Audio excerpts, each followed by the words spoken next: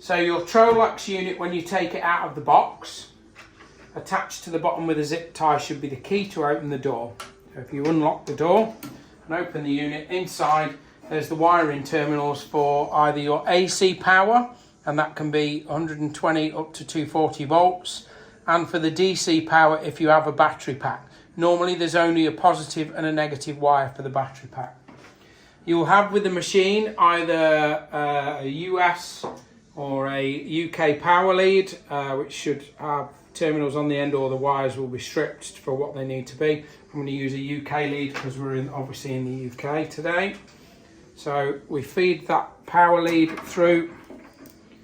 Now your unit may already come pre-wired, but because Trolex have been rushing so many out the door because of the popularity of the unit, some of them are coming with the cable separately, but it is a very simple exercise to wire it. So you've got live, neutral and ground. In America it doesn't matter. In the UK we have to wire this way around. So we just need a flat screwdriver to push in here, which releases the terminal. Terminal pushes in and the screwdriver pulls out. The neutral wire the same.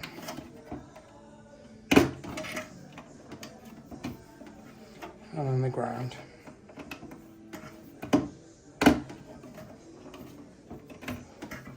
So all three wires are in, and we tighten up the clamp. So now we're good. So we can close the box, that's ready to plug in. Now, on the rear of the unit there will be a back plate which screws to the Trolex itself, and then in the tripod box there'll be two vertical stabilizers which mount onto this plate on the tripod. Some of the tripods are a little bit different, again because there've been so many units going out of the door. Supply chain has been a bit constrained, so some of them are a little bit different, but the tripod should be set up with the base spread as far as possible, and then you mount the unit on the top. So I'm just going to put this pin through so we can make sure it's nice and stable. This unit sits on the top, we tighten it up, and then these two pieces on the back here simply sit on the top of the tripod, and then you can use the two screws on the bottom to secure it in place. Then we just simply plug in the unit and turn it on. You may need to open the sensor at the top. You see it has an X, which means the sensor is closed. You turn it to the tick, and after about 30 seconds the unit will power up. You'll hear it make some noise and it will go into its self-test and then operation mode.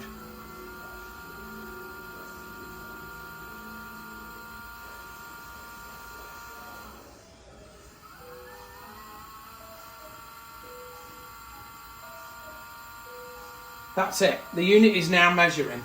So we're in the 15-minute range at the moment. We press the right or left buttons, we can navigate through to 1 hour, 4 hours, or 8 hours, or 12 hours. So that is the relevant measurement over 12 hours. Back to 15 minutes. Now with the relevant measurement over 15 minutes. If you want to configure your alarms, you hold the middle button for about 4 seconds and release it. And now we're in the settings menu. So alarms, we press the middle button. Configure, we go down. Alarm A.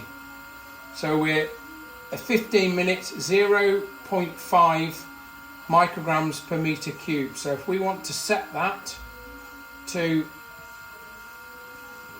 the current regulation, which is 0.1, and we go back to the left, go down one, move across, and then enter to change it to enabled or disabled. So we set it for auto reset or latching. So we're going to set it for auto reset. So each time the alarm comes up, you will see an indicator on the screen that tells you the alarm has been on, but it will auto reset. Okay, back to the main screen.